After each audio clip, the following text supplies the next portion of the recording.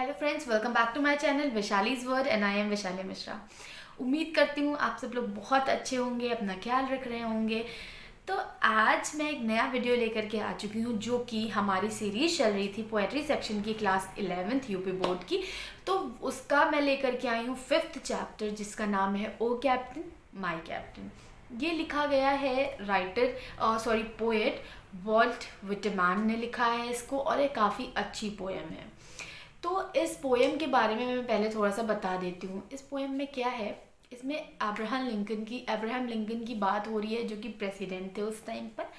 वहाँ पर एक युद्ध होने वाला था, युद्ध हो रहा था जिसमें कि इन दोनों ने साथ में लड़ाई करी, और अब्राहम लिंकन को इन्होंने कैप्टन इसलिए कहा है क्योंकि उन्होंने शिप चलाई थी उस टाइम पर जब लड़ाई हो रही थी। ठीक है, तो इसलिए अगर आपको बीच बीच में बार बार कैप्टन कैप्टन सुनने मिलेगा तो वो कैप्टन बात हो रही है यहाँ पर अब्राहम लिंकन की। तो यहाँ पर उन्होंने एक मिंगल्ड फीलिंग बताई है कि किस तरीके से बहुत खुशी का माहौल था जब वो युद्ध जीत जाते हैं। वॉर जब वो जीत जाते हैं तो बहुत खुशी का माहौल था। उन्होंने बताया कि कैसा एटमॉस्फेयर हो रहा था उस टाइम पर। चर्च में बेल्स बज रही थी और सभी लोग बहुत खुश थे, उनमें बहुत ज़्यादा एंथुजियाज्म था, और सब लोग अब्राहम लिंकन का वेट कर रहे थे कि कैसे भी उनको हार पहनाएं और उनका सम्मान दे उनको, क्योंकि उन्होंने इतनी बड़ी जीत दिलाई है उनको। लेकिन फिर इसी के खुशी के माहौल में अचानक से क्या होता है, सब कुछ चेंज हो जाता है इनके लिए, पोएट के लिए, क्योंकि वो देखते हैं कि जो कैप्टन है, मतलब जो अब्राहम लिंकन है, वो अचानक से शिप की फर्श पे पड़े हुए हैं और उनका शरीर पूरा ठंडा पड़ चुका है। तो पहले वो मानने को तैयार ही नहीं होते कि हम मर गए हैं। फिर वही हम पोएम में देखेंगे कैसे क्या होता है, और लास्ट में क्या होता है, वो मान लेते हैं कि हाँ इनकी डेथ हो चुकी है, अब ये नहीं उठेंगे। ठीक है, तो लेकिन फिर भी इन सब के बाद में भी वो बहुत ज़्यादा दुख में होते हैं। उसके बाद में भी वो सबसे कहते हैं कि आप लोग जाइए, आपके लिए मौका है सुख मनाने का, खुशी मनाने का, तो आप लोग उस मौके को मत गवाइए, सेलिब्रेट करिए। लेकिन वो खुद कोई भी खुशी नहीं मनाते हैं और खुद उनके पास ही बैठते हैं, कैप्टन के पास। तो बस यही कुछ इस पोएम में हम देखने वाले हैं। चलिए अपना स्टार्ट करते हैं पोएम को। लेकिन उससे पहले अगर आपको वीडियो अच्छा लगे तो उसे लाइक कर दीजिएगा, शेयर कर दीजिएगा, कमेंट में बताइएगा मुझे कैसा लगा आपका वीडियो, और अगर आपने चैनल को सब्सक्राइब नहीं किया है तो सब्सक्राइब भी कर दीजिएगा।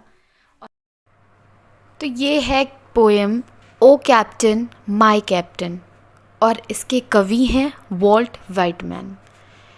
तो स्टार्ट करते हैं। सबसे पहले क्या करेंगे, हम लोग पोएम के बारे में थोड़ा सा जान लेते हैं कि इस पोएम में एग्जैक्ट बात किस चीज़ की हो रही है, क्या कहना चाह रहे हैं कवि, और फिर स्टार्ट करते हैं stanza wise.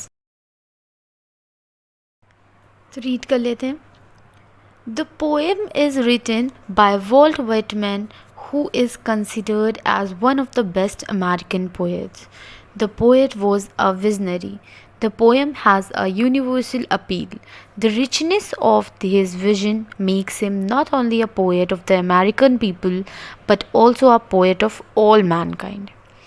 The poet is an elegy on the death of famous American President Abraham Lincoln. The poet was shocked to know that the American president was assassinated. However, he is conscious that the fearful event of the Civil War is over and ship has reached its destination victorious. So he wants the people to celebrate this singular event while he alone with dejected steps walks around because his dear captain President Abraham Lincoln was dead. तो इसमें मतलब देख लेते हैं कविता का क्या है, क्या बात है, परिचय देख लेते हैं, इंट्रोडक्शन। अब्राहम लिंकन अमेरिका के पहले राष्ट्रपति थे, हम सब जानते हैं। उन्होंने नीग्रो होता है हवशियों को बोलते हैं, कि गुलामी के विरुद्ध काम किया था। इसी के परिणाम स्वरूप वहाँ गृह युद्ध छिड़ गया। राष्ट्रपति लिंकन अपने प्रयासों में सफल हो गए, ठीक है, उनको सक्सेस मिल गई। इस कविता का लेखक उन्हें बहुत प्यार करता था और उनके सिद्धांतों के लिए उनकी प्रशंसा करता था, हमेशा उनकी तारीफ करता रहता था। कवि राष्ट्रपति की तुलना राष्ट्र के जहाज के कप्तान से करता था। उस गृह युद्ध में राष्ट्रपति ने राष्ट्र की नाव को चलाया था, इसीलिए वो उनकी तुलना हमेशा कप्तान से करते थे, कैप्टन से करते थे। तो ये हो गया इंट्रोडक्शन पोएम के बारे में। अपना स्टार्ट करते हैं स्टैंजा। बुक्स आप ओपन करके बैठिएगा तो अच्छे से समझ में आ जाएगा। O captain my captain, our fearful trip is done. The ship has weathered every rack, the prize we sought is won. The port is near, the bells I hear, the people all exulting, while follow eyes the steady keel, the vessel grim and daring. तो ये है first stanza, समझ लेते इसको। इसमें कवि राष्ट्रपति Abraham Lincoln को जहाज का कप्तान कहकर संबोधित कर रहे हैं। जहाँ भी बात आपके कैप्टन की आई है वहाँ पर राष्ट्रपति अब्राहम लिंकन की ही बात की है कवि ने। बहुत ज़्यादा कठिन यात्रा थी और वो पूरी हो चुकी थी। उनकी युद्ध में जीत हुई और उद्देश्य जो भी उनका लक्ष्य था उसकी प्राप्ति हुई। उनका जहाज़ प्रत्येक बाधा को पार कर चुका है। शासन ने प्रत्येक परेशानी को हल कर लिया है। वो अपना लक्ष्य पा चुके हैं। पूरी की पूरी घटना दास्ता ख़त्म हो चुकी है। शांति हो आ चुकी है। चर्च में घंटियाँ बज रही हैं। विजय की खुशी मनाई जा रही है, जीत की खुशी मनाई जा रही है। बहुत ज़्यादा प्रसन्नता और आनंद है। शासन दर्द और साहसी सिद्ध हुआ। लोग शासन की ओर प्रशंसा भरी दृष्टि से देख रहे थे। इसमें सिर्फ वो बताया गया है, उन्होंने उस जो एटमॉस्फियर था उस टाइम पर, जब वातावरण था, जब उनको जीत प्राप्त हुई, इतनी ज़्यादा कठिनाइयाँ हुई, उनको इतनी बाधाओं का सामना किया उन्होंने, उसके बाद में उनको जब जीत मिली तब कैसा माहौल था वहाँ पर। ऐसा चर्च की घंटियाँ बज रही थी और हर तरफ बहुत खुशी भरा खुशनुमा माहौल था और सबको बहुत ज़्यादा आनंद फील हो रहा था, का अनुभव कर रहे थे सबके सब। और पूरा का पूरा शासन जो था उनको बहुत ज़्यादा खुशी भरी नज़रों से देख रहा था, खुश होकर उनको देख रहा था। तो फर्स्ट स्टैंजा में यही बोले हैं कवि। नेक्स्ट वाले में देख लेते हैं। But O heart heart heart, O the bleeding drop of red, where on the deck my captain lies, fallen cold and dead. तो ये है सेकेंड स्टैंजा। अब देखते हैं इसमें क्या कहना चाह रहे हैं कवि। फिर क्या हुआ है इस स्टैंजा में। अभी फर्स्ट वाले में आपने देखा बहुत खुशी का माहौल था और सब, अभी सेकेंड में क्या हुआ है देखते हैं। राष्ट्रपति ने गृह युद्ध तो जीत लिया, उनको जीत की प्राप्ति तो हो गई, लेकिन जीत के बाद उनका कत्ल कर दिया गया। कवि राष्ट्रपति के मृतक शरीर को देखते हैं, वो बहुत ज़्यादा दुख में होते हैं और उसमें चिल्ला रहे होते हैं। वहाँ खून की बूंदें पड़ी हैं, हर तरफ खून खून दिख रहा है उनको। कप्तान, जो कि राष्ट्रपति के लिए बोला गया है, जहाज के फर्श पर पड़ा हुआ है। उनका शरीर बेजान और ठंडा हो चुका है, मतलब इससे पता चलता है कि वो मर चुके हैं। तो सेकेंड वाले पैराग्राफ में यही बोला गया है। देखते हैं आगे नेक्स्ट पैरा में। O captain, my captain, rise up and hear the bells, rise up, for you the flag is flung, for you the bugle trills, for you buckets and ribbon wreath, for you the shows crowding, for you they call the swing march, their eager faces turning। तो ये है third stanza. Let's see. इसमें कवि वो बेजान शरीर मृतक राष्ट्रपति को जगाने का प्रयास कर रहे हैं। वो जो देखता है उसे बताता है। चर्च की घंटियाँ बज रही हैं, वो चारों तरफ देख रहे हैं और जो कुछ भी हो रहा है वो उस मृतक शरीर को बता रहे हैं कि चर्च में घंटियाँ बज रही हैं, झंडा फहराया जा चुका है, बिगुल बज चुकी है। ये सभी कार्य उनके स्वागत और सम्मान देने के लिए किए गए हैं। लोगों की बहुत भारी भीड़ लगी हुई है। वो फूलों के गुच्छे और मालाएं लाए हैं। कवि राष्ट्रपति से उठने और सब कुछ देखने को कहता है कि इतना कुछ आपके लिए किया गया है और आप यहाँ पर ऐसे लेटे हुए क्यों हैं, उठिए, ये सब आपके लिए किया गया है और आप देखिए। भीड़ उसे देखने को बहुत ज़्यादा उत्सुक है, बहुत उत्साहित है पूरी भीड़। बेचैन लोग भीड़ में इधर उधर घूम रहे हैं, वो सब उन्हें पुकार रहे हैं कि कब वो आएंगे और कब पूरी भीड़ उनका स्वागत कर पाएगी, उनको सम्मान दे पाएगी। फिर आते हैं फोर्थ स्टैंजा पे। तो इसमें लिखा हुआ है, here captain dear father, this arm beneath your head, it is some dream that on the deck you have fallen cold and dead।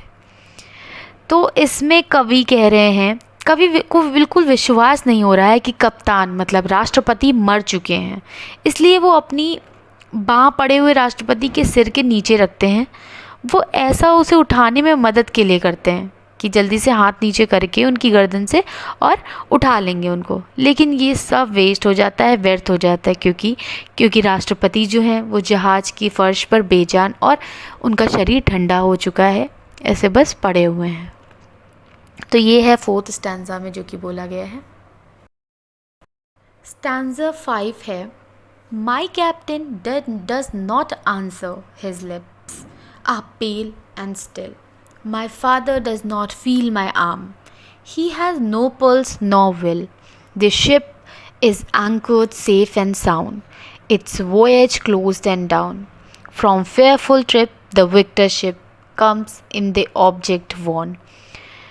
तो इसमें कह रहे हैं कवि, ये जो 5th स्टैंज़ा है इसमें कवि ने कहा है कि कवि राष्ट्रपति के सिर के नीचे अपना हाथ रखा, राष्ट्रपति बिल्कुल भी हिला नहीं, उनके शरीर में कोई भी मूवमेंट नहीं हुई। मतलब कवि मानता है कि राष्ट्रपति मर चुके हैं, राष्ट्रपति की ओर से कोई भी जवाब नहीं आता, इतना कुछ कवि बोलते हैं, उसके बाद में उधर से कोई भी जवाब नहीं आता है। उनके ओठ जो थे वो पूरे पीले पड़ चुके थे, ऐसा लग रहा था कि इनमें खून बचा ही नहीं है, वो हिल भी नहीं रहे थे, उसमें जीवन का कुछ भी ऐसा चिन्ह नहीं दिख रहा था कि ये जीवित हैं। कवि के हाथ को कोई भी उत्तर नहीं मिला, क्योंकि जो उन्होंने हाथ सर के नीचे रखा था उन्हें भी कोई जवाब नहीं मिला, कुछ भी मूवमेंट उनको दिखी नहीं उनके शरीर में। राष्ट्रपति की नाड़ी भी उन्होंने चेक करी, पल्स जो होती है उसे भी चेक करा, वो भी नहीं चल रही थी। जहाज लंगर पर ठहरा हुआ था, सरकार कोई खतरा नहीं है, उसे लक्ष्य प्राप्त हो गया है, क्योंकि उनको मेन मकसद उनका लक्ष्य प्राप्त करना था, उनको जीत मिलनी थी, तो बस उनको वो जीत मिल गई। लेकिन इसके बदले में जो कीमत उन्हें चुकानी पड़ी वो थी कैप्टन मतलब अब्राहम लिंकन की जान गंवानी पड़ी, वो चली गई। ओके, तो देखते हैं आगे पैरा में क्या दिया गया है। स्टैंज़ा 6 में लिखा हुआ है, एक्सल्ट ओ शोज and ring O bells, but I with mournful tread walk the deck, my captain lies fallen cold and dead. तो ये लास्ट पैरा है इस पोएम की, लास्ट स्टैंज़ा है, देख लेते हैं इसमें क्या कह रहे हैं। कवि हर एक इंसान को खुशियाँ मनाने की आज्ञा देता है कि सब लोग जाइए और खुशी मनाइए, उन्हें खुश होने दो और चर्च की घंटियाँ बजाने दो, लेकिन वो खुशी नहीं मनाएंगे, मतलब कवि खुद खुशी नहीं मनाएंगे। वो जहाज़ के फर्श पर दुख से भरकर और पश्चाताप से भरे हुए रहे थे। उनका कप्तान मतलब राष्ट्रपति फर्श पर मरा पड़ा था, वह देश में रहेंगे और राष्ट्रपति के लिए दुख प्रकट करेंगे। यहाँ अमेरिका देश की तुलना एक जहाज़ के कैप्टन से की गई है और गृह युद्ध की तुलना समुद्र के ज्वार भाटा से की गई है, मतलब वॉल्केनो से की गई है। इन दोनों में क्या किया, राष्ट्रपति जो था उसको कैप्टन बोला गया और जो गृह युद्ध है उसको समुद्र के वॉल्केनो जो होता है उससे कंपेयर किया गया है। तो ये थी पूरी पोएम। अब इस पोएम में क्या बताना चाह रहे थे कवि, ये तो हमको पता ही चल गया है कि इसमें दुख और सुख दोनों का ही मिश्रण है। गृह युद्ध में विजय मिलने पर सब लोग बहुत ज़्यादा खुश हैं और कवि भी खुश है, लेकिन राष्ट्रपति के मृत्यु होने पर उनका कत्ल कर दिया गया है, उनकी हत्या कर दी गई, इसलिए अचानक से दुख भरा माहौल हो जाता है और कवि पूरा माहौल बताता है कि खुशी में कैसा था और फिर वो कैसा हो गया, वो भी माहौल को वर्णन करता है। फिर कवि सभी को, पूरी प्रजा को खुशी मनाने का आदेश दे देते हैं, लेकिन खुद कोई भी खुशी नहीं मनाते हैं। वो वहाँ पर मृत्यु जिनकी हो चुकी थी राष्ट्रपति थी कि उनके मृत शरीर के पास में बैठकर शोक मनाते हैं। तो बस यही थी हमारी last poem, O captain my captain. तो यहाँ पर चैप्टर 5 पोएम ये वाली कंप्लीट होती है। इसके कवि पता है वॉल्ट विटमैन है, काफ़ी अच्छी पोएम है ये। तो ये थी हमारी poem chapter number 5, O captain my captain. काफ़ी अच्छी पोएम थी ये। आप लोग बताइएगा मुझे कि समझ में आया आपको या नहीं आया। कोई डाउट होता है कमेंट सेक्शन में पूछिएगा। आप मुझे इंस्टा पे भी फॉलो कर सकते हैं, वैशाली मिश्रा 04 एंड आईडी है मेरी। और सेकंड चीज़, बेल आइकन को हिट कर लीजिएगा, क्योंकि इसके आगे वाले चैप्टर्स भी बहुत जल्दी मैं लेकर के आने वाली हूँ। तो टेक केयर, बाय बाय।